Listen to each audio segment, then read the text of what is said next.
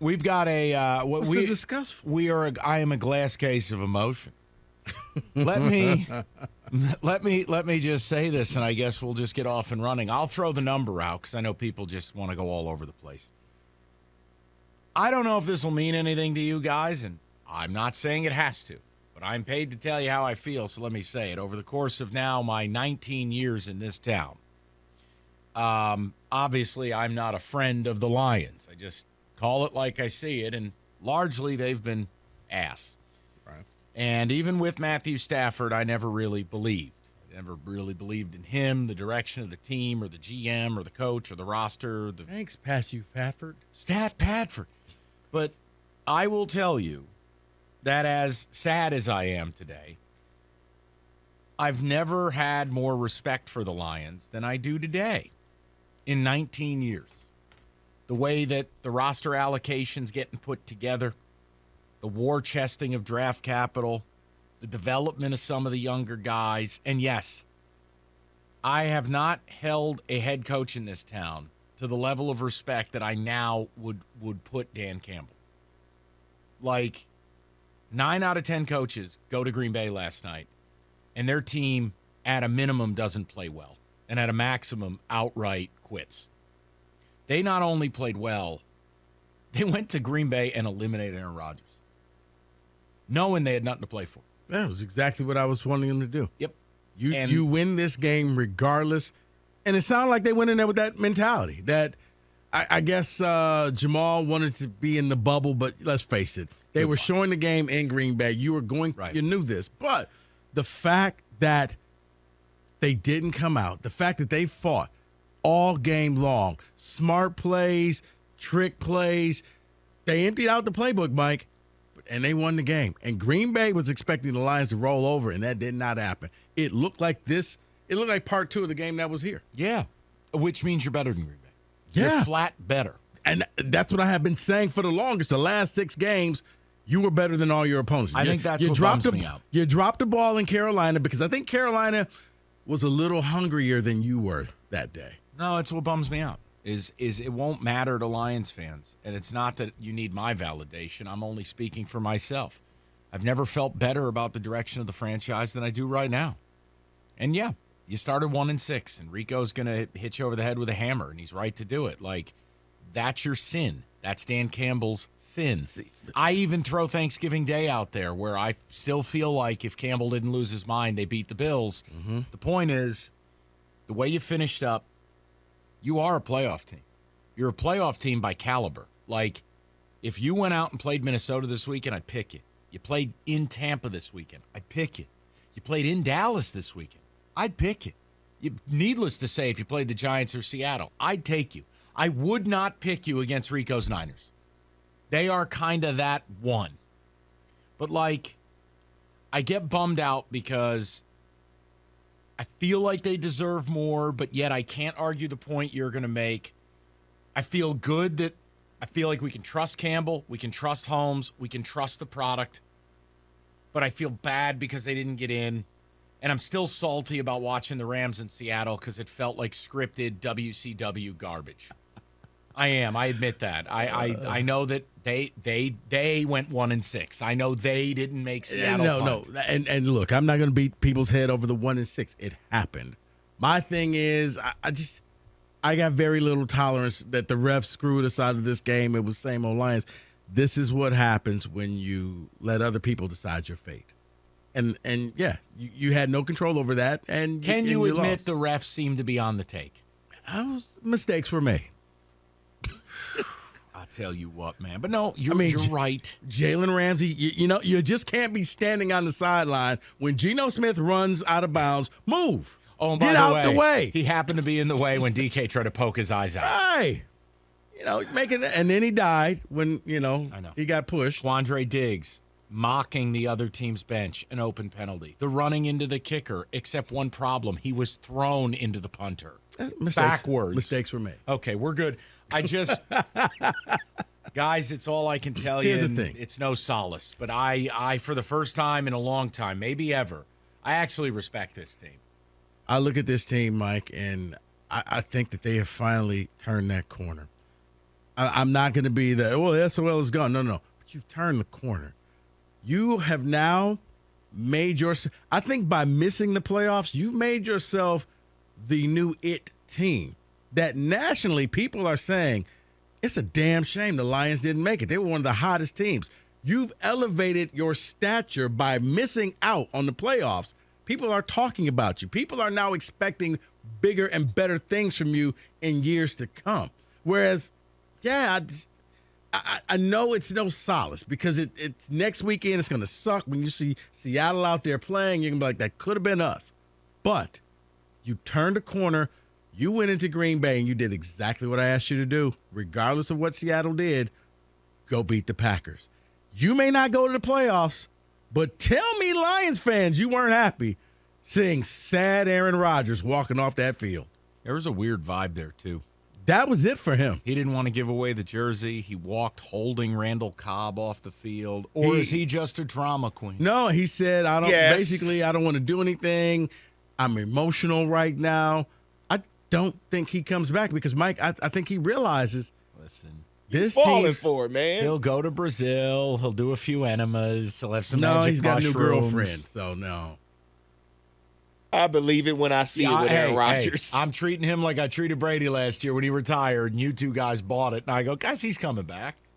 I'll believe it when I see it. Not that he's retiring. I just don't think he'll be a Packer next year. We're doing that routine again. That's different. Okay. Right. No. Please. He'll play football. I think he held on to the jersey. He had that last look into the lights, into the crowd, because he knew the next time I come to Green Bay, I'm wearing a different jersey. That's what that felt like. Not retirement, because he still got something left in the tank. So I guess the question just becomes, what is your emotion out of as the season wraps up? I mean, I'm not going to begrudge people that are happy or not or angry or not. I don't know how to feel. I know I'm bummed out. I know I feel like with confidence if they played this weekend, they would have a better than 50% shot to win a playoff game unless they faced Rico's Niners. So against the Niners, no, they're going to be a touchdown underdog, but I think they'd fight, and they wouldn't show their ass. Hey, man, we got a third-string quarterback. You got BCB. He's third-string quarterback. But you know what? For the first time, man, it's, if you can feel proud wearing Detroit Lions gear, and you don't have to explain, well, my grandfather had season tickets, and I was kind of you can actually feel proud of this team. You sound like the people calling Doug and Scott. Well, I took out Dutch Clark's recycling. I still got my number 7 jersey. How about one guy calling and being like, nothing will change until they win a Super Bowl? It's like, okay, then do me a favor. You know, pal, you're probably not going to be here by the time that happens, okay? Rent's due. Look, the best case scenario happened for you. Well, no, the second best case scenario. Oh, what, Rams losing and you win? Right, because at least you got something out of this, and you beat the Packers. And I can tell you, Rico, truthfully, first time in a long time, draft season won't be depressing. No? It's not depressing. Because now I feel like we have a playoff team, even though they're technically not, but I feel like they are. Yeah, now I need you not to do what the Pistons did in, 2004? When when everybody, you had potential Hall of Famers, and give me that Darko guy. Oh, listen, there were some other issues there too, but I get your point. Look, I view it like they're going to be drafting players that are going to help them win the North next year. Immediacy. Mm-hmm. They're going to win this division next year. I feel like, and I had to talk cookies off a ledge. I got to tell you, you got to get to your boy. Last night, it's 6-3, and the guy's texting me, I got it. Tell me again they don't need a new quarterback, Mike. And I'm like, Jim, they're going to win the division next year with Goff. You do realize he's the same guy last year that kept telling me, when are you guys going to put Trey Lance in the game? Never. But then I said to him, I go, Jim, okay, well, who's the new quarterback? I don't care. Just take who's there at 6. And I'm like, no. Like, if Caleb Williams are coming out this year, he goes ahead of all these guys. If Drake May came out this year, he goes ahead of all these guys. I don't want any of these players. No. Jared Goff's my quarterback for right now. And then he started to do like angry cookies, and he's like, well, what does it even mean? What will it get him? I go, you can make a Super Bowl with him. We've already seen it. Cookies wants Patrick Mahomes. Cookies wants we all Josh do. Allen. We all do. And he's like, you got. But here's the thing, and as I try to tell him, if you make that move, then how much better would your team be had you not made that move? You're going to take a step back. Or had you just done what we wanted, which was take Justin Fields?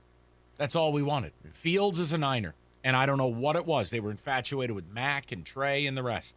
Yeah. Think about how much better you'd be, which is terrifying because you're already really good. Well, third string quarterback. BCB. You know what BCB stands for? Something Brock? Big Brock? Yes. Evan wearing a winter hat. Are you okay? What's going on? Talk to me. You're standing there with a look on your face. I'm fine. I'm actually perfectly great. What is happening back here? I don't know what's happening. Okay. And it's cold in this office, man. That's why I got the hat on. Would they turn the heat off? It's cold. 248-539-9797. What's wrong? I just left my reads out there. Oh, no problem. All right. We'll get the ticket text. We'll get to the people, and I'll throw the number out. I don't want to back you into a corner feeling like there's one thing to do today.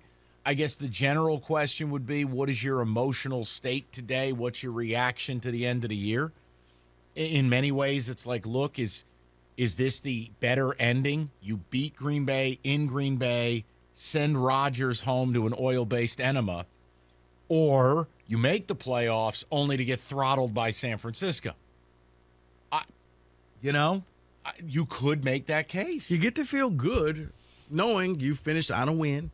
You got a draft pick coming in. It's like when you make the Liberty Bowl. Yeah, you win your bowl game. You didn't win the national title, but you know what? You won your bowl game. What bowl did we win? See. Oh, wait. 248-539-9797. You know what? I'm just going to start coming back with different things and see how you can. Oh, here you go. What's up? Blake Corum coming back. There's your breaking news. He's getting paid to come back. Turn that into. No, you know what my breaking news would be? Dead serious. I'm Donovan Edwards, and I'm in the portal. I'm not doing that. Third straight year, I got to back this kid up, and I might be better than him. And leave his Twitter foibles aside. Like, if I'm USC, is Donovan Edwards not worth a couple $1 million? Play alongside Caleb Williams? Losing Travis Dye? That's great. Hey, Corum's coming back. Super. I would never sit there and be a backup for 3 years. But again, maybe they're paying Donovan. Look, they've got a good program of keeping their guys, and so does State. But yeah, I mean, since when did it become a thing? Like, no disrespect to Blake, he's a really nice player, but like, I think it's more of